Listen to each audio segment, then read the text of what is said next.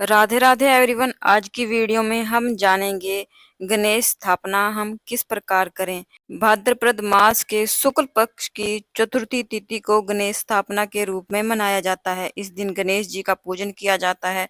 गणेश जी को पूरे 10 दिन के लिए अपने घर में स्थापित किया जाता है और उनका पूजन किया जाता है। तो सबसे पहले हम चौकी लगाएंगे। चौकी पर लाल रंग का वस्त्र बिछाएंगे। यहाँ पर मैंने लाल रंग का वस्त्र बिछा लिया है और चौकी को जैसे भी आप सजाना चाहते हैं सजा लीजिएगा। देखिए, ये मैंने मिट्टी के गणेश जी अपने आप ही बनाए हैं। बनाकर इनका पूजन मैं करूंगी और एक दिन के लिए मैं गणेश जी की स्थापना करूंगी। बाजार से मैं मूर्ति लेकर नहीं आई। अगर आपको मूर्ति का वीडियो चाहिए तो आप मुझे कमेंट कर सकते हैं, मैं आपके लिए मूर्ति का वीडियो अपलोड कर दूंगी। उसके बाद थोड़े से फूलों का आसन देते हुए मैंने गणेश भगवान जी को स्थापित कर दिया है। थोड़े से चावल का आसन देते हुए हम कलश स्थापना करेंगे। कलश में मैंने पूरा कंठ तक कलश को जल से भर लिया है। उसमें सिक्का, सुपारी, हल्दी की गांठ, लौंग, इलायची और थोड़े से फूल डाल दिए हैं। तो इस तरह से मैंने कलश को पूर्ण कर लिया है। उसके बाद इसमें हम आम के पत्ते रखेंगे। आम के भी रख सकते हैं आप, अशोका के भी रख सकते हैं। इनको मैंने रोली से और चंदन से टेक लिया है। साथ में मैंने कलश को भी तिलक कर दिया है। साथ में कलश को मोली बांध दी है, क्योंकि कलश में हम सभी देवी देवताओं को आमंत्रित करते हैं। उसके बाद मैंने कलश को अष्टदल कमल के ऊपर रख दिया है। उसके बाद हम कलश में नारियल रखेंगे। देखिए, आप नारियल को खड़ा करके भी रख सकते हैं या फिर इस तरह से लेटा कर भी रख सकते हैं।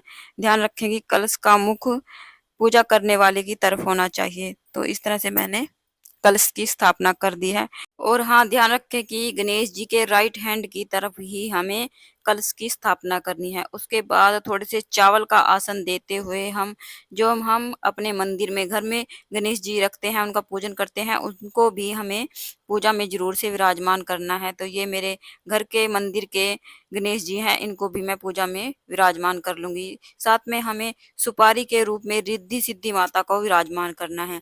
उसके बाद भाव स्वरूप जल के छींटे देते हुए हम सभी को स्नान करा लेंगे। यहाँ पर मैंने सभी को स्नान करा दिया है। उसके बाद थोड़े से फूलों का आसन देते हुए हम दीप प्रज्वलित करेंगे, क्योंकि दीपक हमारी पूजा का साक्षी होता है। उसके बाद हम गणेश जी को जनेऊ समर्पित करेंगे।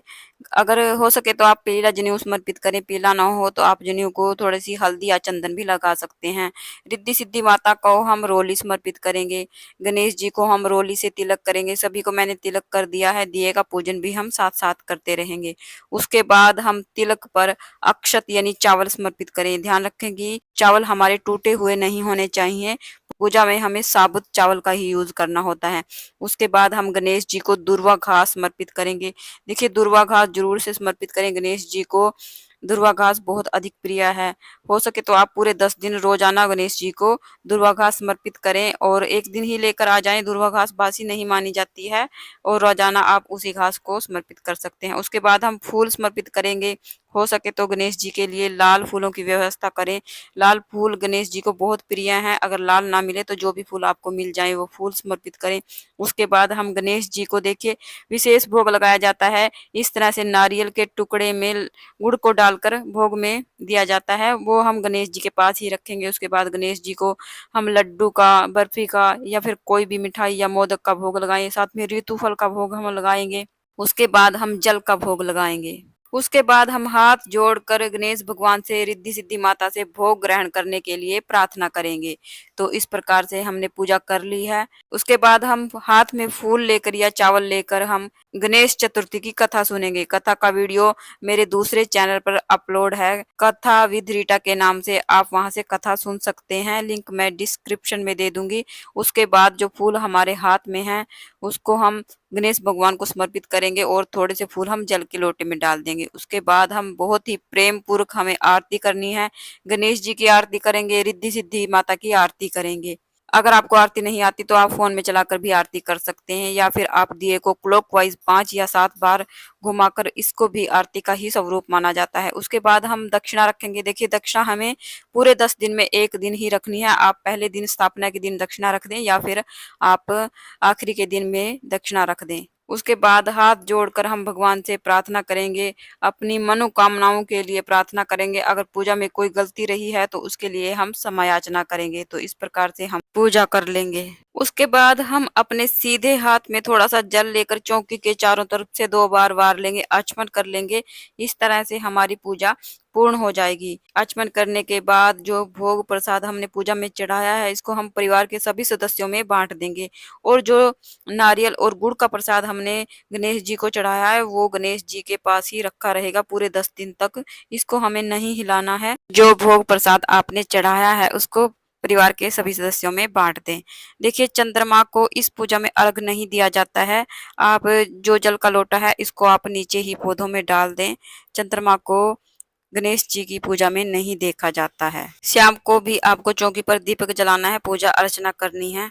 देखिए, गणेश जी की स्थापना आप 1.5 दिन के लिए भी कर सकते हैं, 5 दिन के लिए कर सकते हैं, 7 दिन के लिए कर सकते हैं, पूरे 10 दिन के लिए कर सकते हैं। जैसे भी आपके मन में भावना है, उसी हिसाब से आप गणेश जी को घर में स्थापित कीजिए। यहाँ पर मैंने 1 दिन के लिए गणेश जी की स्थापना की है। अगर आपको वीडियो अच्छा लगा है, आपके लिए यूज़फुल रहा है, तो प्लीज़ वीडियो को लाइक कीजिए और हम महिलाएँ घर में तीज त्योहार कैसे करते हैं, ये जानने के लिए मेरे चैनल को सब्सक्राइब कीजिए। तो फिर मिलते हैं एक और नई वीडियो में, एक और नई पूजा विधि के साथ। मैंने आपको गणेश चतुर्थी की पूरी पूजा विधि बहुत ही आसान तरीके से बता दी है। अगर आपके मन में अभी भी कोई डाउट है, तो आप मुझे कमेंट कर सकते हैं। मैं आपके डाउट को क्लियर करने की पूरी कोशिश करूँगी। तो फिर मिलते हैं। राधे राधे।